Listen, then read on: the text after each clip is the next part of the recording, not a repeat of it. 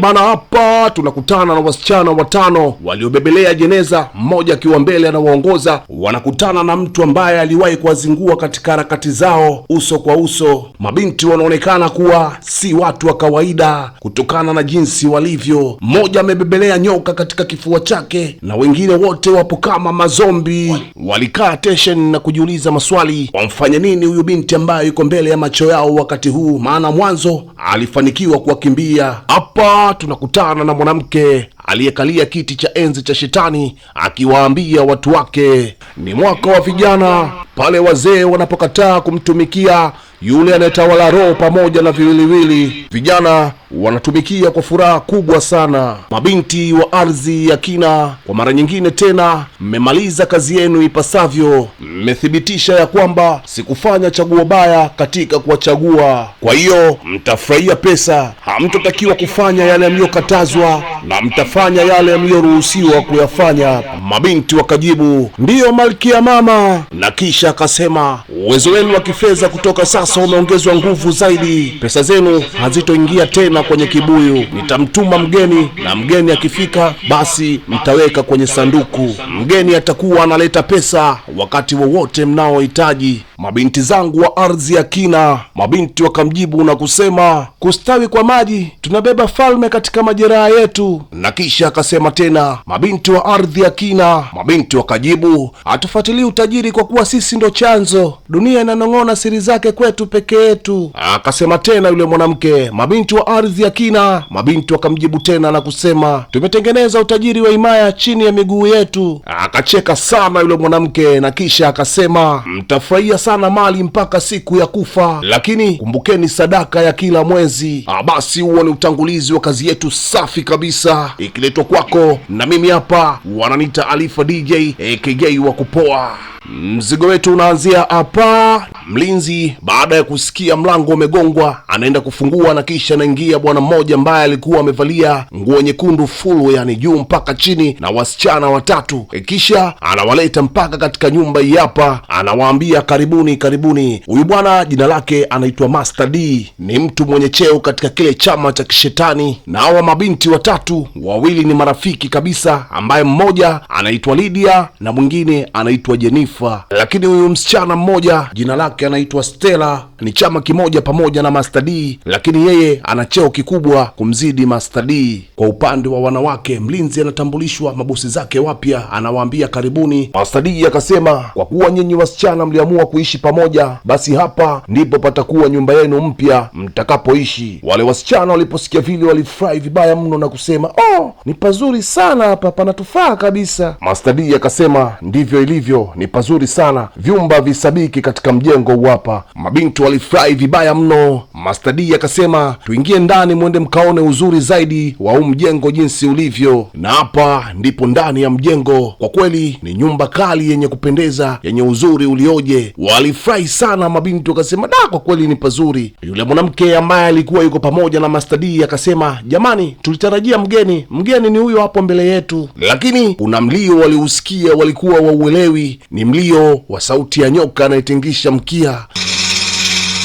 Bana, hapo ndo ile unasikia nzuri imekuwa mbaya. Jennifer akiwa na hofu kubwa moyoni akasema, ni nini? Mbona ni nyoka huyo hapo mbele? Akiwa anaogopa. Kwa msisitizo ule mwanamke akamwambia, usisubutu tena kumuita hilo jina. Master D akasema, huyu ni mama malkia, mgeni ambaye tulimtarajia, ni mgeni ambaye mwenye kutoa hela na utajiri wote unaoonekana hapa. Yoyote ambaye anataka utajiri basi ni lazima apitie kwa huyu mama wa malkia, na ndiye mwenye mali zote ziko chini yake. Kwa hiyo basi yoyote ambaye atafanikiwa kumuona basi ni lazima mtii, na hilo ndilo sharti, na atatoa utajiri wa hali ya juu kwa kila atakaye mtii. Master D akasema, kwa hiyo wasichana mmetaka pesa, nimewaleta katika nyumba ya pesa na mimi kazi yangu nimeshamaliza. Master D akaondoka eneo lile. Mabinti wanaingia kwenye mfumo, alafu unaambiwa ukishamuona tu huyo nyoka hauruhusiwi kutoka katika hiyo nyumba, ni lazima ufate masharti na kila kilichopo katika nyumba hiyo ili uweze kuenda nao sawa watu. Hapa inahitajika lipatikane sanduku kwa ajili ya kumhifadhia huyo kiumbe. Wanagawana majukumu. Lydia atabaki kumwangalia nyoka, na kisha Jennifer pamoja na huyu kiongozi wataenda kulitafuta sanduku. Lydia alikuwa ni mwoga sana, akakataa. Akasema, yani jumba lote ili mnaniachia nyoka nimlinde, kwani hiyo nyoka bei yake ni shilingi ngapi? Yule mwanamke akamwambia, funga mdomo wako, una shida gani lakini wewe? Ni mara ngapi nitakwambia usiite hivyo? Hii ni miungu ya kilindi cha dunia na maji. Lydia akasema, haiwezi kubadilisha ukweli kwamba yeye sio nyoka. Jennifer akamwambia, Lydia, utakuwa uaminiki, wewe una nini? Wakaondoka kwenda kufata jeneza. Lydia anajisemea, yani jumba lote ili nimeachwa nimwangalie nyoka, na wewe nyoka usiniangalia, angalia huko bwana, mimi nakuogopa, angalia huko. Hapa tunakutana na mama aliyekaa nje ya nyumba yake chini ya mti akiwa anapiga simu mara kadhaa.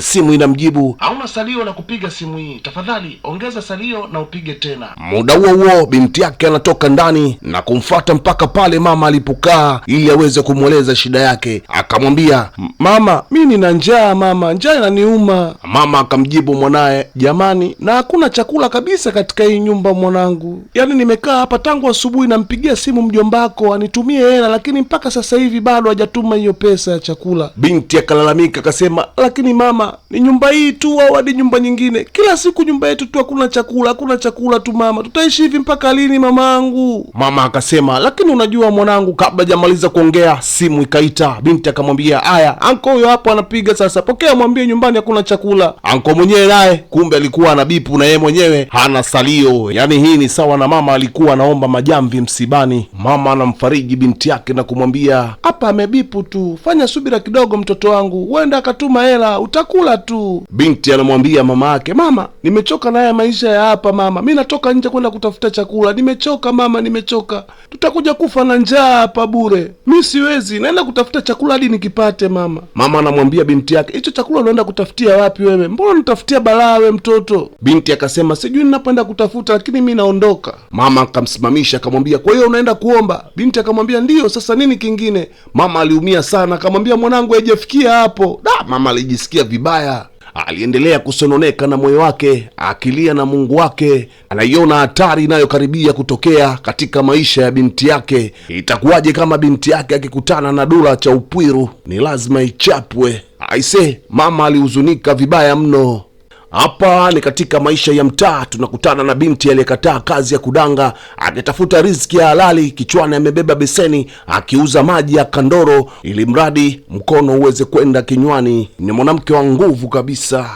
Aliendelea kuhangaika huku na kule ili mradi aweze kupata chochote kitu. Hapa kuna mteja anamsimamisha na kumwambia, hebu nipatie maji hapo. Huyo alikuwa ni mteja wake wa kwanza.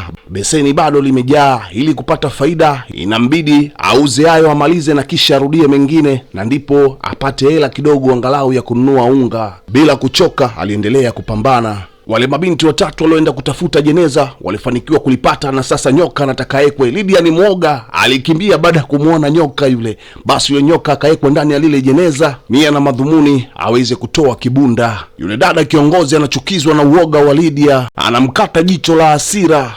Lydia kwa uoga anauliza, kwa hiyo madam, huyu atakana sisi kwenye ile jeneza? Madam anamwambia, Lydia, najua ni kosa langu mimi kukuamini wewe. Yaani wewe ni mtu wa kuongea tu vitu ambavyo havieleweki. Yaani wewe unataka pesa, unataka kutumia pesa, lakini hutaki kufanya kile kinachohitajika ili upate pesa. Huyu hawezi kukuletea shida yoyote ile, unaogopa tu. Jennifer akaongezea na kumwambia, utajisikiaje kama kesho asubuhi ukiamka ukikuta mamilioni ya pesa katika ile jeneza? Si utajisikia vizuri? Lydia akasema, nitajisikia vizuri ndio.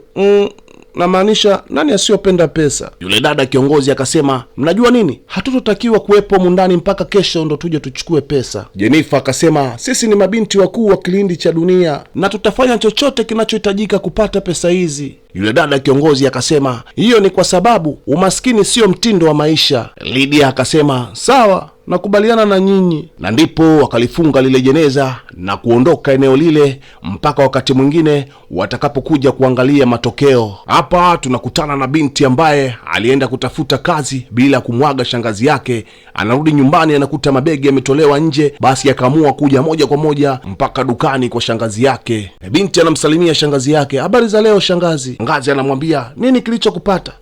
Yaani mpaka ukapotea njia, na kitu gani kimekuleta dukani kwangu? Binti anamwambia, shangazi, niliona nafasi za kazi mtandaoni, kwa hiyo nilienda huko kuangalia kama naweza kupata nafasi. Lakini nimerudi nyumbani, nimekuta mabegi yangu yametolewa nje na funguo pale unapowekaga kila siku haipo. Shangazi akamwambia, funguo nini? Sasa kilichokufanya ubebe miguu yako ya kushoto yote uilete mpaka dukani kwangu ni kitu gani, wakati ulikuta mabegi yako yapo nje? Si ungebeba mabegi yako na kuondoka? Yule binti akasema, tafadhali shangazi, sina pa kwenda, sina pa kuishi, pengine nitakulipa tu. Yule shangazi akamwambia, nenda kabebe mabegi yako bwana, uondoke. Tenda wema uende zako. Miaka 2 nimekuwa nikikuvisha, nikikuvalisha.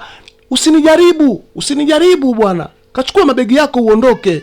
Mimi sina cha kukusaidia tena. Niache niishi maisha yangu, nimenawa mikono, nimeshindwa. Kabebe begi uondoke. Wewe ni mkubwa vya kutosha sasa. Binti anasema, tafadhali shangazi, niruhusu nibaki. Nitafanya kila unachokitaka shangazi yangu. Lakini shangazi hakumsikiliza, aliweka sura ya ukauzu na kisha akamwacha pale pale. Yule binti akaendelea kupiga magoti na kuomba bila matumaini yoyote. Hapa tunarudi kwa yule mama ambaye binti yake alimwaga ya kwamba anaondoka kwenda kutafuta chakula. Yule binti jina lake anaitwa Foma, na ndio huyo anarudi akiwa amebeba kipaseli mkononi, anakuja nacho mpaka kwa mama pale alipokuwa amekaa. Mama anauliza, hiki nini? Binti anamwambia, hiki ni chakula. Mama akasema, ni chakula gani? Na umepata wapi chakula? Nakuuliza, umetoa wapi hiki chakula? Binti akamjibu mama yake, mama, hiki chakula kuna mtu amenunulia. Nilimdanganya ya kwamba nimefukuzwa na wazazi wangu walionilea na wamenipiga, wameninyima chakula, sijala, njaa inaniuma, ndipo akanunulia chakula. Ni hivyo tu, sijadanganya vingine mama. Kweli tena? Mama aliumia akamwambia, sasa si bora tu ungeomba kuliko useme una wazazi wakati mzazi wako nipo, Binti akamwambia mama yake, lakini mama alikwambia kama nina njaa na ukufanya lolote mama. Mama akamwambia, nani alikwambia kama nisingeweza kufanya lolote? Mama yuko tayari asile mwanae apate chakula, lakini kwa hicho unachokifanya unanizalilisha binti yangu. Hivi unajua ni kiasi gani nimekuwa nikihangaika ili tupate chakula humu ndani? Tatizo lako binti yangu, huwezi kujishikilia, hauna subira kabisa. We mtoto damu ya nani? Lakini kwani hujakula tangu lini mpaka uende ukaombe chakula? Tena Mungu aniepushie mbali kabisa nisile hiki chakula. Tangu baba yako afariki nimekuwa nikikutunza mwanangu, lakini kwa nini unanifanya nionekane mjinga binti yangu? Mama aliongea maneno ya uchungu kutoka katika uvungu wa moyo wake. Binti akasema, samahani mama. Mama akamwambia, sasa hivi ndo unajuta ghafla, lakini mimi sitaki kula iko chakula. Wewe unataka kula iko chakula cha baharini, kula iko chakula. Mimi sitokula kamwe. Binti anamwambia, basi mama kula, chukua kijiko chako basi mama tatule.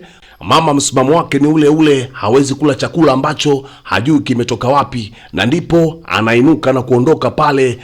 Hapa ni nyumbani kwa kina Rozi. Rozi ni yule binti ambaye tulimuona akiuza maji ya kandoro, na huyo aliyokaa hapo ni baba yake mzazi. Mzee alishindwa kuingia ndani kutokana Rozi ndio aliondoka na funguo, lakini muda si muda Rozi naye anaingia nyumbani, anamkuta baba, anamwambia, habari za mchana baba. Umerudi? Baba anamwambia, habari za mchana ni nzuri binti yangu, nimerudi muda si mrefu hapa. Lakini wewe unatoka wapi saizi na unafanya nini na hilo beseni? Usiniambia unaendelea Rozi. Binti akamwambia, baba, ndio nilienda, lakini nilienda kwa malengo baba. Baba akasema, Rozi, ni mara ngapi nimekwambia uache kuuza maji binti yangu? Binti akasema, baba, siwezi kuacha, nahitaji nikusaidie babangu. Baba anamwambia, Rozi, usigeuke kuwa mtoto mkaidi sawa? Lakini mimi sihitaji unisaidie Rozi. Mimi ni baba yako na nina wajibu wa kukupa kila unachohitaji binti yangu. Binti akasema, ni wajibu wako baba kunitunza na unajaribu kufanya hivyo, lakini baba, naenda chuo mwaka ujao. Unayo ada yangu na kila kitu cha kulipa, una kodi ya kulipa na chakula cha kununua. Biashara yako ya ufundi gereji hauna kazi kwa sasa, ngoja nikusaidie baba. Baba akasema, njoo hapa.